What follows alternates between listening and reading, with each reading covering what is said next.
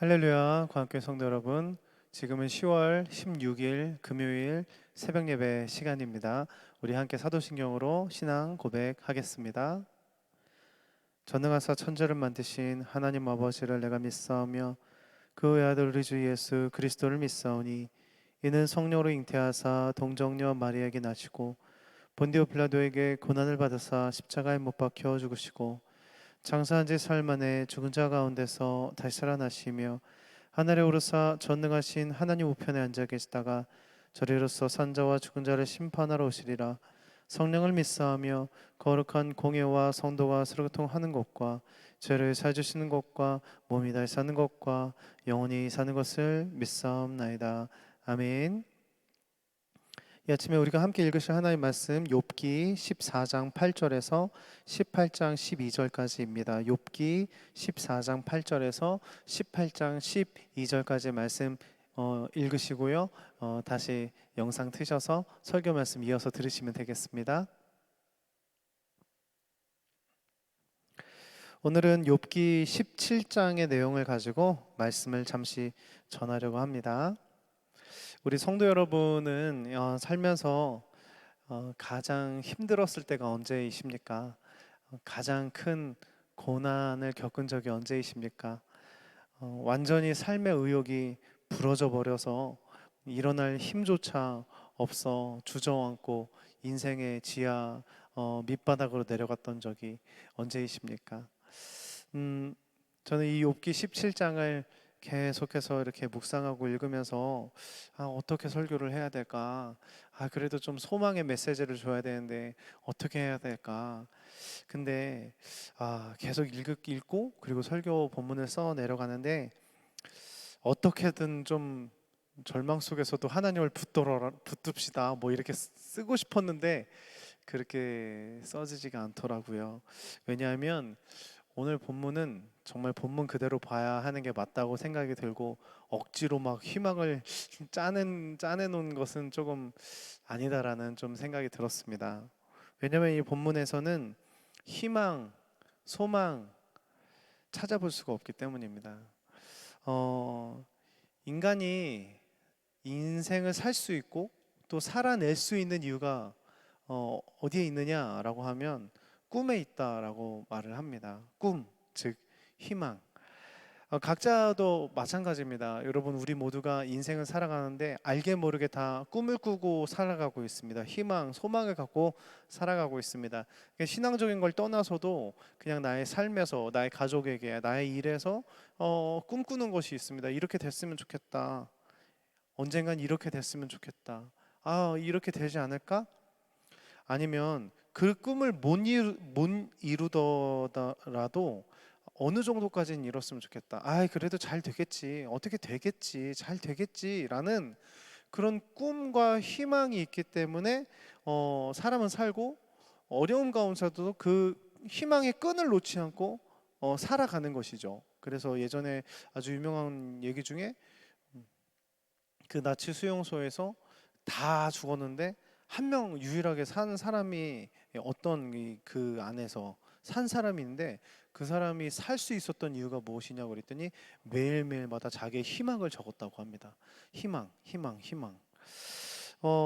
여러분 이처럼 희망을 갖고 꿈을 갖고 있는 사람이 살 수 있는 것인데 오늘 나와 있는 이 욥은 모든 희망을 잃어버렸습니다. 모든 꿈을 완전히 잃어버렸습니다. 그런데 세상에는 이렇게 욥과 같은 사람이 많이 있다고 생각을 해요. 정말 많습니다. 그리고 그럴 때도 있고요. 그렇죠? 한 인생이 그럴 때도 있고 그리고 우리 주위에도 욥처럼 희망을 잃어버린 사람이 정말 많이 있습니다. 제가 예전에도 한번 설교 시간에 한 번 말씀드린 적이 있는데 제가 처음 사역했었던 교회에서 그때도 중고등부를 맡았었습니다. 그때 고등학교 1학년 여자친구였었는데 그 친구가 한 번은 저에게 이제 조금 친해졌을 때 저에게 한 번 편지를 주는데 그 손편지가 무려 5장이나 되는 손편지였어요. 내용은 이런 내용이었습니다. 어렸을 때 이제 그 아이는 엄마 아빠가 이혼을 했고 엄마랑 같이 살게 되었습니다. 그리고 어렸을 때부터 엄마가 몸이 안 좋으셔서 이제 혼자서 이제 모든 걸 했어야 되는데, 유치원 막 이런 나이일 때도 혼자서 밥을 차려서 혼자서 도시락을 싸서 혼자서 유치원을 다녀와야 했고, 그렇게 초등 시절 또 뭐 중학교 시절까지 계속해서 그렇게 혼자서 생활을 했어야 됐습니다. 그러니까 엄마는 너무 몸이 안 좋으신 상태에서 나중에는 암까지 걸리셔서 병원에 계속 거의 대부분이 입원해 계실 때가 많았고, 그리고 그나마 이제 의지할 수 있는 게 오빠였는데, 오빠도 이제 쇼트트랙 선수였어요. 그런데 좀 전도 유명한 선수였는데 아주 큰 부상을 당하게 되고, 그 이후에 운동을 아예 못하게 됩니다. 그러면서 이 오빠도 이제 그런 인생의 희망을 잃어버리고 이제 집을 나가게 되고 거의 뭐 안 들어오게 되는 그런 상황. 게다가 이제 연락이 끊긴 아버지, 그러니까 이혼을 했기 때문에 정말 연락이 끊긴 아버지, 평생 뭐 거의 보지도 못했었던 그 아버지가 두 번 딱 연락이 왔었는데, 그 두 번이 연락이 와서 그 아버지를 보러 갔을 때 그 아버지 두 번 다 자살 시도를 하고 이제 살아서 이 아이를 보게 된 것이죠. 어렸을 때부터 너무 감당하기 힘들었었던 이 가정 환경과 이 현실이 참 너무 처절했기 때문에 이 친구에게도 결국에는 스트레스성 그런 병들이 오기 시작했습니다. 그래서 근육 통증병, 막 이유를 알 수 없는 그런 근육 통치병인데, 뭐 누가 봐도 그냥 신경적인 문제였고, 우울증뿐만 아니라 뭐 불면증, 많은 그런 병에 시달리면서 하루하루를 근근히 그냥 버티면서 그냥 살기만 했었던 것이 이 친구였습니다. 그런데 그 친구에게 가장 힘들었던 것이 무엇일까라고 한다면 바로 나아질 기미가 안 보인다라는 것이었습니다. 그러니까 희망이 없다는 것입니다. 그러니까 뭐 나아질 기미가 없는 것이죠. 지금 현실이 아예, 그게 이 친구를 가장 힘들게 했었다. 어, 그런 그 아이에게 진짜 필요했었던 사람은 그래도 그 아이가 저를 좀 좋게 봐줘서 이제 그냥 그 아이의 아픔을 그냥 들어주는 한 사람이 필요했었고, 그냥 자기의 마음을 그냥 알아주는 사람이 필요했었던 것 같습니다. 그리고 때로는 자기의 손을 잡고 뭐 기도를 해주던지 아니면 그냥 같이 울어주든지, 그냥 그런 한 사람이 필요했었던 것이죠. 저는 그 후에도 중고등학생들 또 청년들 만나고 사역을 하면서 참 이런저런 많은 친구들을 만나는데, 정말 간혹 가다가 이렇게 한치 앞이 안 보이는 그런 절망에 빠져 있고 희망을 잃어버린 친구들을 만나게 됩니다. 똑같습니다. 제가 나이를 먹고 사역을 오래 했다고 해서 그 친구들에게 뭔가 해줄 수 있는 건 아무것도 없더라고요. 그죠? 그냥 얘기를 들어주고 그냥 같이 울어주고 같이 그냥 기도해주는 것 말고는 뭐 해줄 수 있는 것이 아무것도 없었습니다. 근데 정말 감사한 것은, 너무나 감사한 것은 그 친구들이 결국은 견뎌냈고, 그리고 대부분은 성인이 돼서 나서 그래도 어느 정도 이렇게 하나님을 만나게도 되고 또 신앙을 갖게도 되고 또 이전보다는 조금 더 그래도 희망이 있는 삶을 살게 되는 그런 게 되었습니다. 그렇게 되었는데 어, 어느덧 시간이 흘러서 이제 청년이 된 그들에게 제가 이제 물어봅니다. 뭐 누구누구야? 그러면서 이제 너 옛날에 정말 가장 힘들었을 때, 정말 가장 힘들었을 때, 그때 그때의 너에게 지금의 네가 뭐라고 얘기하고 싶니? 그때 너에게, 과거의 너에게 만날 수 있다면 그 중학생이었던 그 아이에게 너는 뭐라고 말해주고 싶니? 라고 하는데, 제가 신기한 것은 제가 몇 명에게 물어봤는데 그 몇 명 다 똑같은 대답을 했어요. 똑같은 대답. 뭐라고 했냐면 과거의 자기에게 이렇게 말하는 거예요. 누구누구야, 과거의 정인아, 뭐 예를 들면 과거의 정인아, 살아있어줘서 고마워. 살아있어줘서 고마워. 저는 진짜 지금도 약간 울컥하는데, 그 말을 처음 들었을 때 사실 울었어요. 너무 놀라서 울었어요. 근데 진짜 그거구나. 진짜 그렇겠다라고 생각이 들더라고요. 여러분 욥에게 있어서 정말 필요한 사람은 그저 옆에 있는 사람, 그냥 옆에 있어주는 사람, 같이 아픔을 나눠주고 그냥 그저 신세 한탄을 조금 들어주는 그냥 그 사람이, 오늘 약간 신학적인 거 조금 배제하고 지금 인간적인 부분으로 좀 얘기를 나누고 있는데요. 말씀을 나누고 있는데 그런 사람이 필요했다고 생각이 듭니다. 여러분 욥은요. 지금 정말 17장을 16장을 다 한번 읽어보시면 하나님이 자기를 버렸다고 생각을 해요. 즉 하나님이 자기를 궁지에 몰아넣고 자기를 이미 거의 뭐 심판했다라고 생각을 하고 있어요. 그런 욥에게 정말 하나님도 나를 버렸다라고 생각을 하는 그런 욥에게 너 그러고 있을 때가 아니야. 너 지금 회개해. 야, 너 지금 하나님한테 그러면다가 혼나. 여러분 이런 말을 들으면 그게 위로가 되겠습니까? 욥의 세 친구는 옆에서 오히려 그렇게 상실하고 하나님마저 나를 정말 버렸다라고 생각하는 그 욥에게 욥의 세 친구는 너 그러니까 하나님께 벌 받는 거야. 너 이런 모든 결과들이 네가 하나님께 죄지어서 그런 거야. 이렇게 말을 하니 여러분 욥에게 있어서 그나마 정말 남아 있었던 인생에 대한 희망조차도 그 모든 말들이 결국은 그 희망조차도 앗아가 버린 거라는 것입니다. 그래서 욥은 7장 하반절에 보면 이런 고백을 해요. 나의 무덤이 나의 아버지고 내 시체를 내가 죽어서 내 시체를 파먹는 구더기가 내 어머니가 될 거야. 나에게는 희망이 없다. 내가 어디에 희망을 둬야 하는지도 아는 사람도 없다. 예. 정말 여러분 하나님에 대한 지식 엄청나게 많은 사람입니다. 근데 그 사람이 이렇게 말을 하는 거예요. 얼마나 희망이 없는지. 그러면서 마지막에 이렇게 말을 합니다.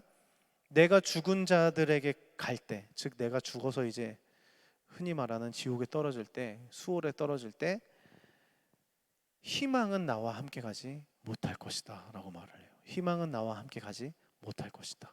그러니까 지금 살아있을 때는 그래도 이만큼의 희망이 있을지 모르겠지만 내가 수월에 들어갈 때 희망은 나와 같이 가지 못할 것이다. 절망만 있을 것이다. 이 말씀을 정리할 텐데요. 욥은요 그 16장에 보면 욥의 친구들에게 이렇게 말하는 장면이 나옵니다. 너희는 다 재난을 주는 위로자다. 그러니까 나에게 재난을 주는 위로자다라고 말을 해요. 즉 위로를 주는 척하지만 나에게 재난, 괴로움을 주는 자들이다라고 말을 해요. 위로 주는 척하지만 너희들이 실제 나에게 주는 건 재난, 괴로움이다라고 말을 합니다. 이게 너무 슬픈 일이죠. 위로하겠다고 와서는 주는 것이 재난, 괴로움을 주고 자기들은 잘난 척하고. 여러분 이게 지금 우리들의 시대의 모습인 것 같습니다. 지금 시대에는 정말 필요한 것이 무엇이냐? 바로 위로라고 생각이 듭니다. 정말 필요한 것은 지금 위로입니다. 위로. 이게 틀렸어가 아니라 위로가 필요한 시대라고 생각이 듭니다. 아빠도 위로가 필요하고요. 엄마도 위로가 필요하고요. 아들들도 위로가 필요하고 딸들도 위로가 필요합니다. 목사님도 위로가 필요하고요. 장로님도 위로가 필요하고 권사님도 집사님도 성도님들도 다 위로가 필요합니다. 우리 모두 위로를 해야 됩니다. 근데 여기서 이 욥이 위로라고 단어를 썼는데 그 위로가 영어로 comfort거든요. comfort. 근데 이 comfort가 뭐 이런저런 상황에서도 많이 쓰여지는 위로라는 단어인데 실제로 성령님을 가르칠 때도 쓰여지기도 합니다. comfort. 위로자이신 성령님. 여러분, 그래서 우리가 진짜 위로를 할 때 좋은 위로 방법이 무엇일까를 한번 생각해 봤으면 좋겠는데요. 우리가 위로를 할 때 힘내, 잘 될 거야 라고 말을 하지만 이거는 사실은 좋은 위로 방법이 아니라고 생각을 합니다. 왜냐하면 힘내, 그 사람이 지금 힘을 낼 수가 없어요. 지금 힘을 낼 의지도 없어요. 그런데 힘내라고 말하는 것은 오히려 더 힘 빠지게 만드는 말이고요. 잘 될 거야. 물론 그게 막 껴안아주고 막 울면서 잘 될 거야 이런 거랑 다르게 그냥 에이 잘 될 거야. 여러분 이런 거 정말 하나님이 그냥 잘 되게 하실 거야. 이런 정말 진심 어림 없는 이런 위로는요. 오히려 그 사람이 더 현실을 보게 만드는, 어떻게 잘 돼? 잘 될 수가 없어라고 부정의 생각을 하게 하는 오히려 그런 말이 될 수도 있습니다. 물론 모두가 그렇다는 건 아니지만, 그렇다면 진짜 좋은 위로는 무엇이냐면 바로 컴포트, 성령님의 위로 방법입니다. 성령님은 어떻게 위로하시냐? 바로 변호자가 되십니다. 변호자. 네, 변호자. 즉 내 편이 되어 주시는 겁니다. 내 편. 그러니까 변호하다. 그 변호사의 가장 중요한 역할들이 무엇입니까? 첫째, 믿어주는 겁니다. 내 변호인을 믿어줘야죠. 절대 믿어줘야죠. 절대 믿어주는 겁니다. 무조건 믿어주는 거. 두 번째, 비밀을 지켜주는 겁니다. 비밀을 보장해 주는 겁니다. 내가 절대 말하지 않겠다. 비밀을 보장해 줘요. 세 번째, 끝까지 그의 편이 되어 주는 겁니다. 이게 다 비슷한 맥락입니다. 끝까지 편이 되어주고, 마지막 네 번째, 변호해 주는 겁니다. 이 사람은 잘못이 없습니다. 변호해 주는 것입니다. 여러분, 오늘 우리가 우리 가족들, 우리 주위의 사람들을 많이 만날 텐데, 한 사람 한 사람 얼굴을 보고 저 사람이 위로가 필요하구나를 꼭 생각했으면 좋겠습니다. 우리 아빠가, 우리 엄마가, 아니면 거울을 보면서 내가, 우리 자녀들이 다 위로가 필요하구나. 그럼 어떻게 위로해야 될까요? 네, 믿어주십시오. 내가 믿어줄게. 내가 믿어줄게. 비밀을 지켜주십시오. 제발 우리가 다른 사람한테 막 이것 좀 안 했으면 좋겠습니다. 저도 마찬가지고 우리 모두의 정말 가장 큰 나쁜 짓, 믿어주고, 뒤에서 이렇게 비밀을 지켜줘야 됩니다. 그리고 끝까지 그 사람의 응원자가 되어야 됩니다. 편이 되어주고, 마지막으로 그 사람을 딱 모두가 아니라고 하더라도 아니야, 이 사람은 할 수 있어 라고 변호를 해줘야 합니다. 이것이 성령님께서 우리에게 하셨던 위로의 방법이라고 생각이 들고요. 물론 욥은 희망 없이 끝났지만 나중에는 또 희망을 찾게 될 것입니다. 그래서 오늘 하루 우리가 살아갈 텐데 다시 한번 위로자의 하나님을 통하여서 위로를 받고, 그 위로로 다른 사람들을 많이 위로할 수 있는 우리 광교회 성도님들 되기를 축복드립니다. 기도하고 주기도문으로 예배 마치겠습니다. 사랑하는 하나님, 오늘 욥기 17장 사실 굉장히 우울한 장이고 희망 하나 없는 사람의 고백이기 때문에 참 같이 나락에 떨어지는 것 같은 그런 느낌이 들지만, 반대로 생각해 보면 이 욥이 이렇게까지 이 희망을 잃어버리는 이유는 그 누구도 위로해 주지 않기 때문이라는 생각이 듭니다. 가장으로서 우리 아버지들, 또 어머니들, 또 우리 자녀들 모두가 다 위로가 필요한 이 세상 속에서 우리는 어떤 말을 하고 살고 있는지 주님 돌아봅니다. 이게 맞고 저게 틀리고 그 사람을 위해 주는 척하면서 난 잘난 척이나 하고 있는 것이 우리들의 모습은 아닐까요? 이제는 성령님의 위로하심을 우리가 본받아서 그들의 편이 되어주고, 그들을 믿어주고, 그들의 응원자가 되어주고, 그리고 그들을 변호해 줄 수 있는 그런 진정한 위로자들이 될 수 있도록 우리 가운데 주님의 사랑을 허락하여 주시옵소서. 예수님의 이름으로 기도드립니다. 아멘. 하늘에 계신 우리 아버지여, 이름이 거룩히 여김을 받으시오며 나라가 임하옵시며 뜻이 하늘에서 이루어진 것 같이 땅에서도 이루어지리이다. 오늘날 우리에게 일용할 양식을 주옵시고, 우리가 우리에게 죄진 자를 사하여 준 것 같이 우리의 죄를 사하여 주옵시고, 우리를 시험에 들게 하지 마옵시며 다만 악에서 구하옵소서. 대개의 나라와 권세와 영광의 아버지께 영원히 있사옵나이다. 아멘.